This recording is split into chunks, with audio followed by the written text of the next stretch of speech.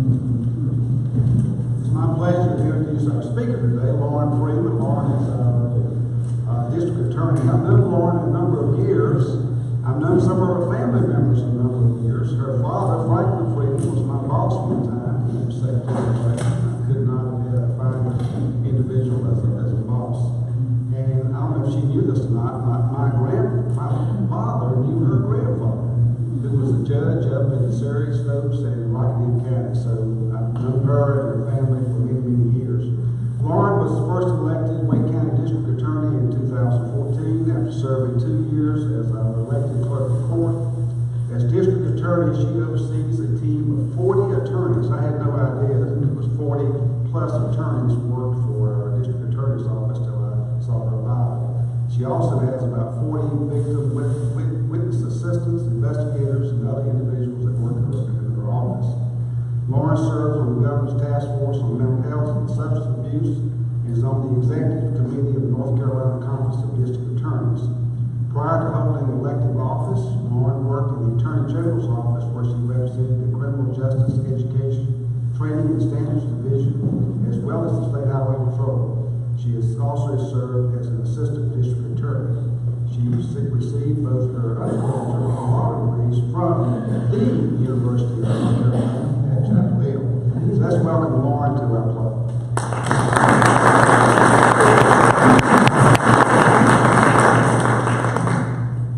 Good afternoon, folks. It's an honor to be here, and I look forward to sharing some information with you today. I always like to start my meetings with Rotarians by telling you that I was one of your exchange students. Back when I was a junior in high school, I had the opportunity to go to Figueres, Spain, which is just north, about an hour and a half north of Barcelona. And most people know it because it's where Salvador Dali was from. And so we had a young lady come spend about 6 weeks with us, and she spoke no English. Fortunately, my mother had been a Spanish teacher, but I really learned a lot about the world and also about foreign languages and how to speak Spanish at the time. And so I always have appreciated that opportunity.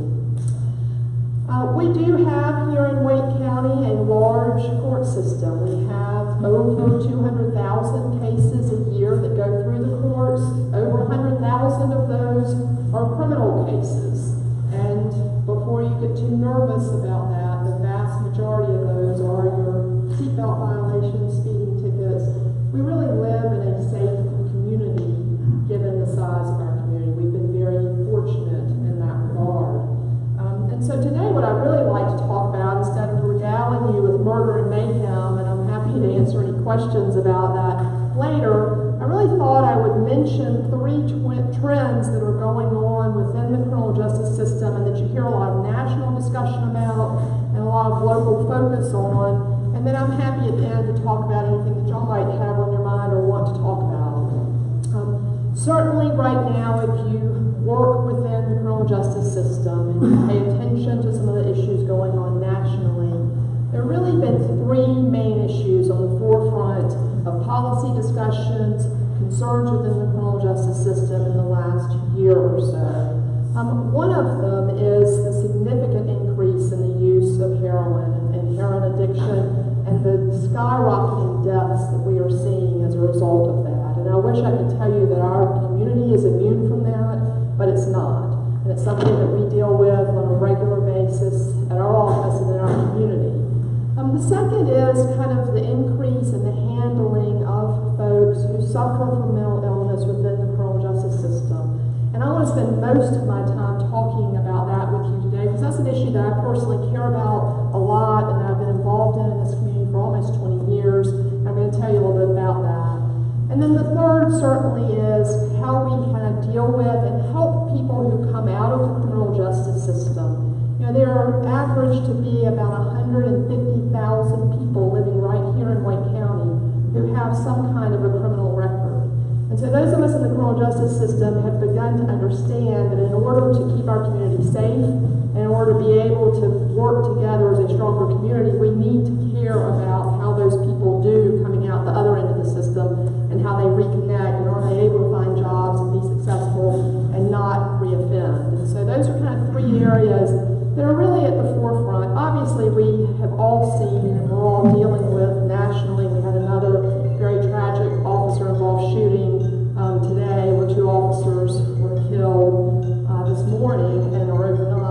certainly that is something that's very much on the forefront of a lot of people's minds, and I'm always happy to talk about those issues as well. I am the product of a split family, and that's not uncommon for people who grew up in my generation. And I am the sister of a woman who, at the age of 18, was diagnosed with schizophrenia and has lived her adult life like that. And she allows me to tell people that because I think it's really important that we begin to put a face with families, and the families be willing to come out of the darkness and talk about some of their challenges in the mental health arena. And obviously, I deal with this regularly within the criminal justice system, and this is something that really has become kind of a crisis in our own community, and I wanted to spend a little bit of my time today talking to you about that. I don't think it's any surprise to y'all who drive down the streets or try and go to vote, for example, over the last couple of weeks, that we are the second largest growing area, quickest growing area in the United States. And with that, while we have lots of people who are coming in to find employment and to start their life and moving in, maybe because they have grandchildren living in the area, it is also true that the number of people who we have in our community that are suffering from mental illness is also increasing. And so national statistics tell us that about 1 in 5 adults in the United States suffer from a mental illness. And so what we have seen here locally in Wake County is an overwhelming presence within the emergency rooms. As your clerk of court, as your clerk of court, which I was for 8 years, we oversaw the division that helped and processed petitions on involuntary commitment. In this state, you can be involuntarily committed for either substance abuse addiction or for mental illness. And so if you see the significant increase in the number of people who have gone through that process, and what I would say to you folks is that on any given week in Wake County, it is not unusual for there to be 75 to 100 people in our emergency room at Wake Med, some of them as many as 20 at a time being children, who are literally in beds needing mental health treatment, and yet there is no place to send them. And that is a crisis that Wake Med and the people who work at Wake Med will talk to you about, and one that we're very much feeling in the court system as well. And obviously, as this crisis has grown, the county's expenditure and the county's approach to it has also started to try to increase. And so we have right now a crisis and assessment center where there are 16 beds, and that continually we're seeing that it is closed or not able to accept additional people. And so the county has been working hard to try and bring new resources online. But crisis resources is really something that we have a lack of here in Wake County. And so what happens? A lot of times what we see happening is people who should be sent to crisis centers or people who should be able to get help within hospital systems end up in our county jail. And so your elected Sheriff Harrison and I and a number of others have really spent a lot of time over the last year trying to identify this problem and figure out how to best tackle it. Because none of us really believe that these folks need to be in the county jail. It's not the best place for them to get the treatment that they need, and yet many of them are waking up there, being taken there by police officers who really have no other choice because of the lack of crisis services. So I'll give you an example of that. We recently started a deferral program within our office, which means that if you're charged with a criminal offense and we are determined through evaluation or through your medical history to be mentally ill, to suffer from a mental illness, if you will become compliant with your medication and with treatment and go through a period of time without reoffending and do some of the other things, at the end of that, we have taken the position we're going to dismiss that charge and kind of use the court system and the charge as a way to try and encourage people to remain compliant with treatment. One of the most successful cases we've had with this was a young man in his early 30s who about 2 a.m. in the morning was found in the middle of an intersection in February with shorts on and nothing else, no shoes, no shirt. And an officer approached him, and when the officer approached him in complete uniform, he asked the officer where he could possibly buy some marijuana. Clearly, it became apparent to the officer that something wasn't right, and he did not feel comfortable leaving him in that freezing cold weather in the middle of the street overnight. And yet, the officer, there was no other place, crisis bed location, crisis center, and so that individual ended up at our county jail where he was able to get treatment, and at least the officer knew he would be safe there. But that's an example of the kinds of cases in which we really are trying to think about how we can handle them better, and where there is now a growing collaboration between agencies of kind of how to approach that. Yes? I've been trying to work through the statement you made earlier in your presentation about all the people that are moving here and the number of people who have issues. Is that because they're moving here without a job and they already have issues? I'm not sure I completely understand. So I think that, there are a number of things happening. I mean, one is there's no question that the availability of resources to prevent people from becoming acute are stretched, right? And so as you have less ability or less access to services, treatment, all of those things, the number of acute cases we see go up. But it's also just true that as our population grows, just like we're seeing growth in all areas, we're also seeing growth in areas of people who need services. And I think there's a very positive story to tell about the way Wake County is is growing. And I think those of us who benefit from that have to remember that there's also a growing population of tremendous need, and we certainly see that in mental health. So they're Does just that help? moving here with a job. They're not necessarily moving here just to get benefits. Correct. A lot of people come to the area looking for opportunity or for jobs and don't necessarily find them here, or away from their families for the first time, and so they have problems remaining stable. Inmates with mental illness, so people who we do have in the jail, there is a significant cost in housing those folks and in trying to make sure that they are being treated. So it's not only kind of the right, maybe moral thing to do to try and find other ways to help these folks, it's also the more cost-effective thing for people in Wake County. So Wake County has had a very aggressive movement to end homelessness for a long time. And a number of years ago, there was the 10-year plan to end homelessness in Wake County. There are an estimated number of about 4,732 people homeless in Wake County every year. About 240 of those have been identified out of 818 who were surveyed to have some kind of substance abuse or mental illness problem. And so certainly part of what we see is a cycle of people unable to become stable because they really don't have any place to go and they don't have kind of a stable living environment.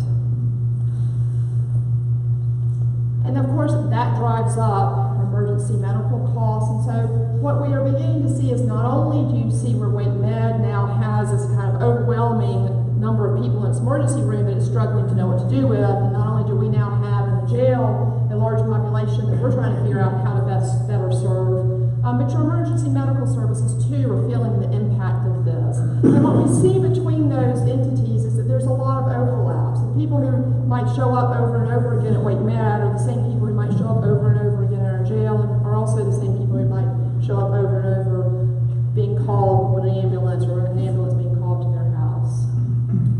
Many of us have been directly impacted by suicide, and so certainly that is something that we also are seeing. I have the grim responsibility every day of getting the crime report from overnight, and part of that is the suicide report. And I can tell you that on average, at least one person a month in Wake County chooses to take their own life. And so that's something that's, certainly an outcome of us not having adequate mental health services.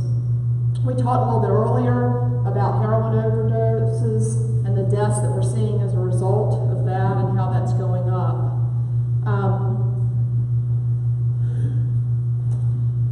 And so what we really have kind of begun to see as we've begun to look at all these different systems is that there really is a community-wide problem. Those of us who've lived here for a long time know that we had the closing of Dick's a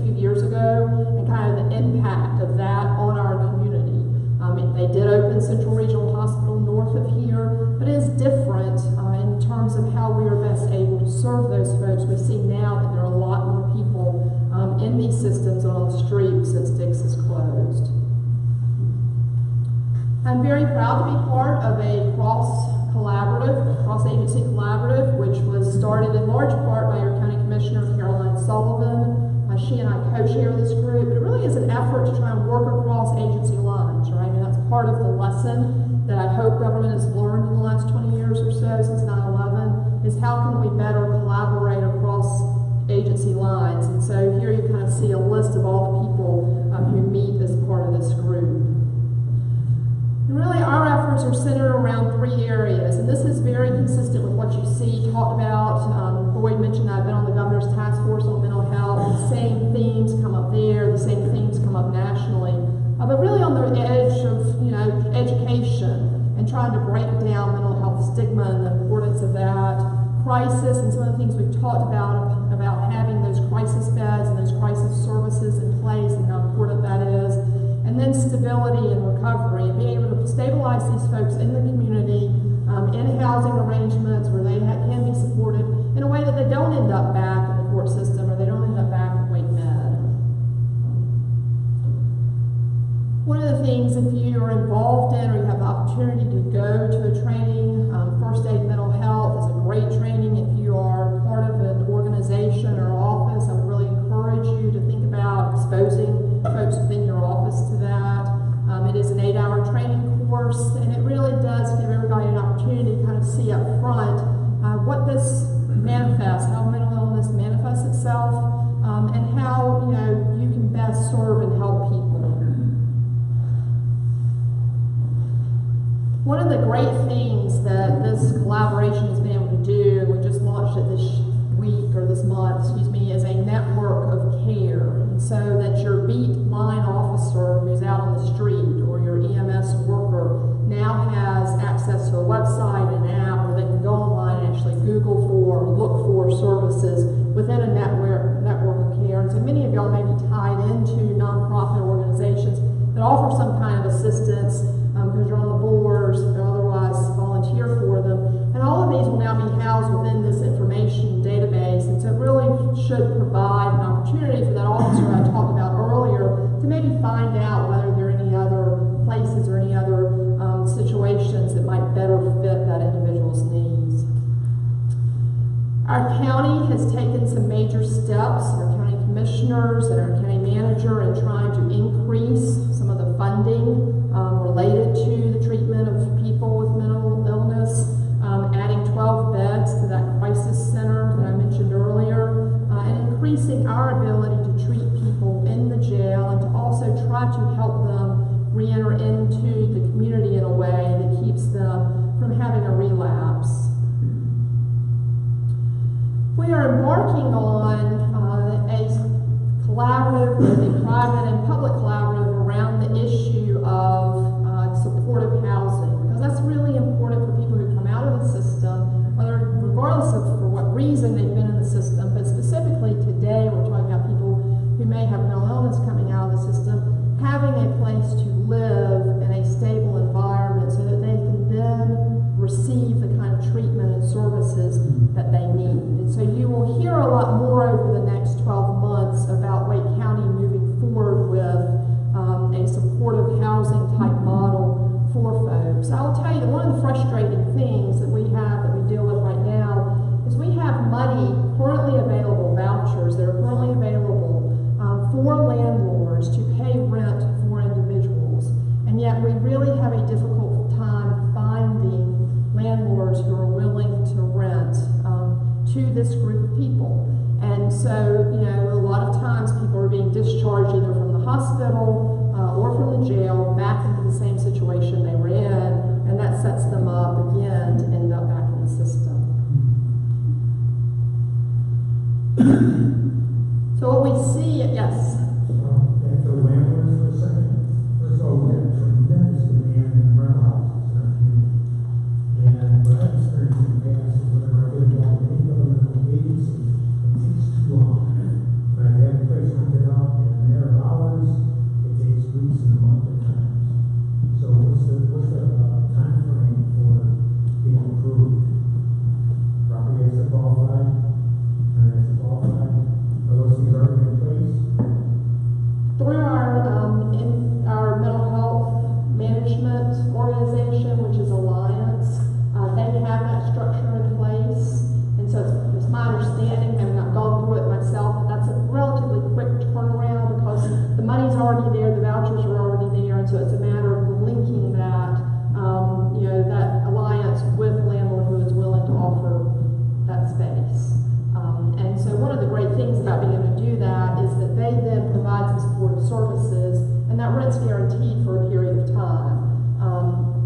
a good question as to how quickly that landlord can get approved, and I'll be happy to follow up with you. I don't know, my sense is, in being in these meetings, is that they are set up to be able to bring people online pretty quickly, just because the need is so great. So what is the fear? Is the notion that the landlords and their neighbors say, not in my backyard? I don't want people with mental health difficulty living next door to me? Right, and so I think that's a lot of it, is that certainly, you know, if the landlord has other property located around them, either that they own and rent out, that they have concerns about, you know, how will that person be accepted. And I think the important thing is that, you know, from my perspective, is that, you know, putting someone in stable housing, surrounding them as you do in partnership with Alliance, and Alliance kind of works through those issues, hopefully stabilizes that person in a way that's not going to be an issue. But yes, I mean, we see that on lots of fronts, the not in my backyard kind of attitude. Yes? Why doesn't the county just build a very large apartment building and put them all in it together? Wouldn't it save money in the long run? So a couple of things. First of all, that's part of what I'm talking about, is that yes, they are going to be moving in the direction of building supportive housing and, you know, continuing to push on that front, and you'll see that kind of collaboration. But there also are federal regulations that say, you know, that people need to have the opportunity to live a full life, and that part of living a full life is not being kind of housed in an area where, you know, they're isolated from other people who may not have some of those same challenges. And so mixed housing is much more what you're looking at. All of this, of course, is, you know, confounded and made more challenging by the fact that we are in the second most, you know, growing area in the country, and so all of our housing prices are going up. And what I would say to you is that affordable housing, whether you're talking about for people with mental illness or, you know, any other situation, to me is one of the most challenging issues for our community right now. Yes. Do you work with Raleigh housing at all? Because they build brand new houses, they sell the older ones. The county is, and the city is working with them, and, you know, also starting to work with CASA and Passage Home. So we're lucky to have a lot of good organizations in our community that are already doing some of this work. And so we are constantly looking for how can we partner, you know, partnerships and not trying to recreate the wheel. Yes. Is there no longer any place that the mentally ill can be taken to like a psychiatric hospital type where they can get professional care in what might be called an institutional setting? Right, so, you know, nationally, those of you who lived through the 70s remember that in the 70s there was a major push to deinstitutionalize people who were suffering from mental illness. There are hospitals now. We have Central Regional Hospital, and John Umstead, you know, was up there in Butner in that area. The demand is so great that what we are seeing most of the time is people often are discharged in 30 days or less. And if they are discharged back into an environment where they do not have permanent housing and they don't have the services, then they just recycle. And so, you know, really what we are focusing on, and you see this happening in other parts of the nation, we are starting a major data integration project here in Wayne County, because what we're finding is, again, that the very same people who are using a tremendous amount of the jail resources, tremendous amount of the emergency room resources, a tremendous amount, you know, of Wayne Med resources are really all the same people, and that there's really, you know, a top group there that if you can get them in stabilized housing, get them the wraparound services. Again, not only is it the right thing to do, in my opinion, it also saves all of us money and resources and saves those agencies time. What's that? Wait a minute, I didn't catch that. What saves us money? Having them outside an institution where they're constantly coming back to the ER? Right, so if they're outside, Essentially homeless? right, so if they're outside, if you put them in, and this is kind of the, you know, suggestion in this slide, but if you have them in services, permanent housing, to provide permanent housing out in the community with wraparound services, ends up being cheaper than the cost of housing them in your county jail, or having them recycle through your emergency room, or having, you know, ER and 911 called and ambulance services. So if you total those costs and compare them to maintaining someone stable in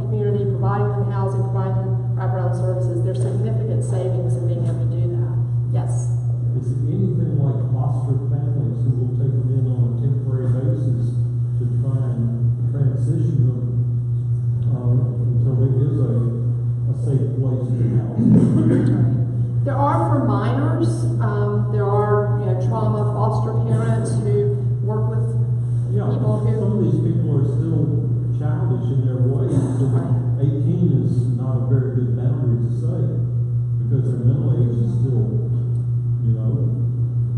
And so that's not a system that I've seen done or heard done, but I mean, it's a valid suggestion. It's worth looking at. That would be less expensive than putting them in a temporary jail cell. Right. So are there any financial incentives for healthcare providers in the private sector to open up halfway houses or other units? So there are various incentives and things under, through Medicaid, and then, the county and state are currently looking at different types of incentives for developers, and then incentives for people who are willing to operate some sort of group home. There has been a movement in part under federal regulation, federal oversight, to try and move away a little bit from a group home specific setting, where you might have 8 to 10 individuals living in that location, and to try to move towards independent supportive housing. Yes. You said it was federal law maybe that prevents people from being housed in an institutional type of facility. Does that go back to the 70s and that whole push everybody out of those and close them? So there are combinations. Right. There are a combination of different things. Certainly in the 70s, we saw a push towards deinstitutionalizing folks. Most recently, in what's known as the Umstead ruling, has been the push of trying to diversify housing. The goal for everyone, right, is to be able to live independently. And so figuring out ways to allow these people to live independently and successfully in our community. Y'all ask the questions. Yes, Dr. Hamilton. So we had compliments. First of all, I like to say that the forum was very nice. We had a homeless person living with us for over a year, Anthony Ross, and Norm was nice enough in her office to hire him, put him to work, all that kind of stuff. So it was wonderful for her. Now on your slide it says out of 4,000 homeless people, there's only like 400 with mental problems. You said, what are the vast majority? Why are those people homeless? I think if you go back and you look at that slide, that of those surveyed, which was about 818, 240, so about 25% have some kind of mental illness or substance abuse. There are other issues. I mean, a big issue, and one that I'm spending a lot of time on right now, is working with people who are coming out the other side of the criminal justice system, cannot get employment because of the criminal record that they have. Don't mistake the fact that I have no confusion about what my responsibility is on the front end with individuals who break the law, but I think that all of us have a responsibility to try and make sure these folks, those of us who work in the criminal justice system, don't show back up on our doorstep. And part of that is joining in, things such as the Ban the Box and otherwise trying to help people who have demonstrated that they want to be law-abiding, successful parts of the community, to help them get employment and the things that they need to stay stable. That's one example of something else that makes up that population. Maybe Lauren can stay after if there are additional questions, please. Thank you folks very much.